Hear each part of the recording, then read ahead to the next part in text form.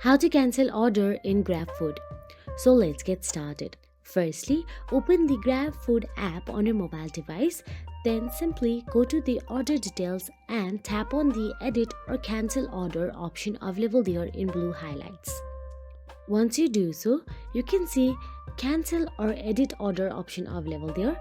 Simply choose cancel order and tap on it. Once you tap on the cancel order, you can see why are you canceling options available there.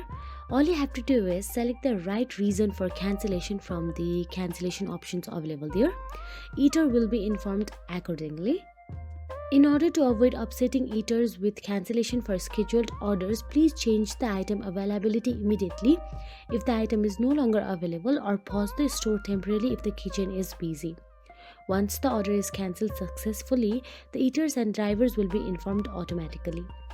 Kindly be reminded that contact information of eaters should only be used for the sole purpose of confirming the proposed cancellation.